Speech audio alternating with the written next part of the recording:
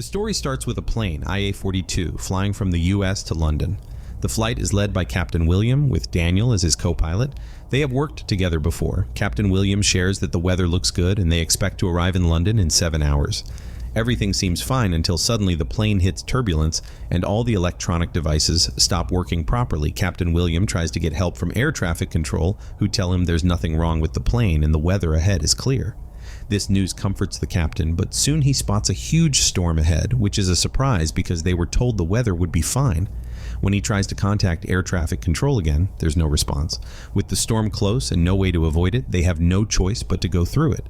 The announcement was made to the passengers to fasten their seatbelts and sit carefully. Then, Captain William and co-pilot Daniel managed to navigate the plane through the storm.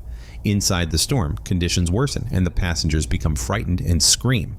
However, they manage to escape the storm and stabilize the plane. To their astonishment, they find that the sky is now completely dark and it is nighttime, but just some minutes ago, it was still daytime.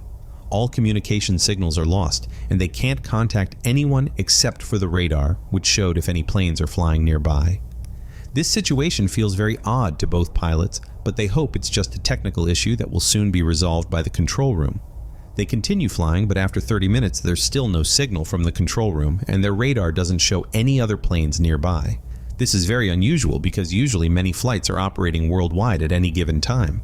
Captain William starts to feel that something strange is happening. After exiting the storm, Captain William decides to fly the plane lower to understand what's happening on the ground. Following this plan, he and co-pilot Daniel descend. At a lower altitude, their radar detects many aircraft, which initially pleases William. However, Daniel notices that these aren't ordinary planes. Looking down, they see numerous fighter jets bombing a city, indicating there is a war going on below. This sight terrifies the passengers. Crew members try to reassure everyone, telling them that they're safe and in control of the situation. Despite their efforts to calm the passengers, the pilots are just as frightened by the unfolding events. As they try to make sense of the situation, some of the fighter planes spot them and start to pursue. Realizing the potential danger, the pilots quickly rely on their radar to navigate the plane back to a higher altitude to avoid any possible attacks. Now safe for the moment, the passengers inside the plane are completely terrified and demand to know the truth from the flight crew. The crew member, however, asks for patience as they themselves are unclear about the situation. Captain William is frantically trying to establish contact with the control room, but fails every time. Neither pilot knows their current location. Captain William insists they need to descend again to figure out where they are, despite co-pilot Daniel's reluctance, due to the dangerous scenario they witnessed below. William argues they don't have enough fuel to keep flying indefinitely and will run out in a few hours. Daniel, understanding the gravity of the situation, agrees. Meanwhile, two passengers, Dale and Bennett, who are historians, deduce what's happening based on their observations and decide it's crucial to share their insights with the captain. The flight crew doesn't allow Dale and Bennett to enter the cockpit, so they shout from the door explaining their theory to the captain. They say the fighter planes seen below were from an era that ended in 1945, specifically those used by Nazi forces during World War II. This revelation angers Captain William, who instructs the crew member to send them back. Despite this, Dale and Bennett insist they have somehow time traveled to the year 1940, witnessing events from World War II. They argue that the lack of signals is due to the limited technology of the 1940s and that the attack they saw matches historical accounts of Nazi military actions. Captain William is skeptical and tells them to return to their seats, instructing them not to spread their theory among other passengers. With the plane's fuel depleting, the pilots decide to descend again. During this attempt, they manage to establish contact with an Englishman named Nigel. William explains their urgent need for help in landing, but Nigel is suspicious, worrying they might be Nazis. Upon hearing Nigel's suspicions, Captain William starts to connect the dots about the time travel theory mentioned by Dale and Bennett. He asks Nigel for the current date, and Nigel responds that it's June 17, 1940. This revelation shocks Captain William, confirming the historian's claim was true. Struggling to persuade Nigel of their peaceful intentions, William invites Dale and Bennett to speak with Nigel, hoping they can clarify the situation. Dale and Bennett share with Nigel an imminent historical event, the sinking of a British ship, which is about to occur. Nigel is astonished by their knowledge of such a specific event and decides to verify this information with his superiors. Meanwhile, the historians explain to Captain William that they might have time traveled to 1940 due to a space-time anomaly, suggesting their stay in this era might be temporary because they do not belong to this timeline until they can return to their original time. However, their discussion is overheard by another passenger, who then informs everyone on the plane about their accidental journey to the year 1940, and they are in the midst of World War II, and flight crew are lying. He suggests hijacking the cockpit to land. While some are skeptical, a few decide to act on this suggestion and head towards the cockpit.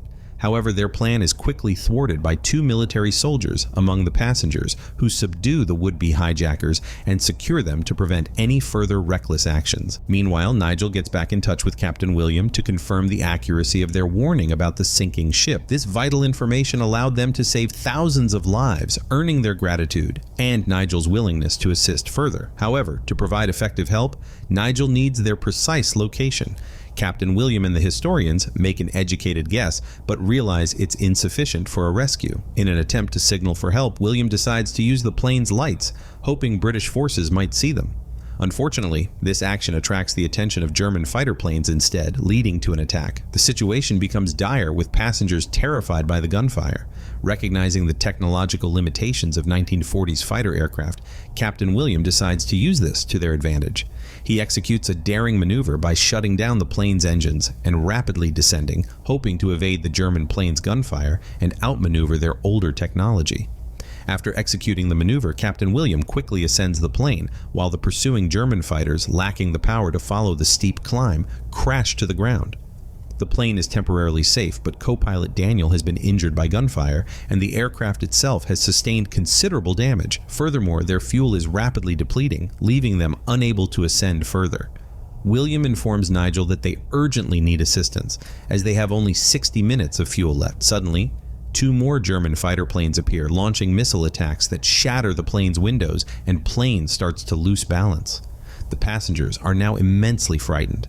Using a quick and decisive action and leveraging the plane's advanced radar, William manages to evade, and the attacking planes collide and explode with each other, neutralizing the immediate threat. However, the explosion from the missile attack further compromises the plane's balance. To stabilize the aircraft and facilitate their rescue, William decides to drop the high-tech radar. He hopes that by dropping it, the British Army, with Nigel's coordination, can use the radar to locate and intercept enemy planes, while also guiding them to safety. They communicate this plan to Nigel, explaining their intention to drop the radar as a beacon for assistance. Moving forward with their plan, the flight crew searches for a parachute to safely drop the radar without damaging it. An elderly passenger steps forward with a parachute, which they use to secure the radar before releasing it from the plane, keeping Nigel informed of their actions. Unfortunately, the radar lands near Nazi soldiers who initially retrieve it. However, British forces quickly engage, overcoming the Nazis and securing the radar, which is then promptly delivered to Nigel. Nigel sets up the radar at his location and utilizes it to guide Captain William towards a safe area. As the plane's fuel levels dangerously approach depletion, William notices the same type of storm they encountered before. Recalling the historian's theory about time correcting itself, he realizes they must navigate through this storm to return to their original time. He instructs the passengers to brace themselves once more for the turbulent journey ahead.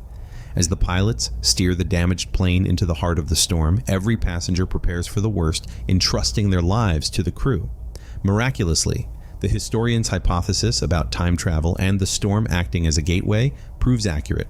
The plane successfully returns to the present time, and the pilots make contact with air traffic control to land in Berlin.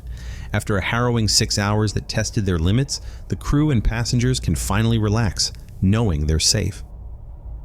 As they begin to leave the plane, Captain William leaves the cockpit and notices that all the passengers have already left, except for the old man who provided the parachute for the radar. This man is found writing a book titled The Radar System That Saved Europe. It's then revealed that this very radar system played a crucial role in defeating the German army back in 1940, and this old man is same Nigel, who played a key role in that historical moment. The old Nigel already knew this flight would time travel, so he brought the parachute on the flight. The story concludes here. Please consider liking the video and subscribe to the channel for more sci-fi contents. As you can see, very few who watch subscribe my channel. Thank you.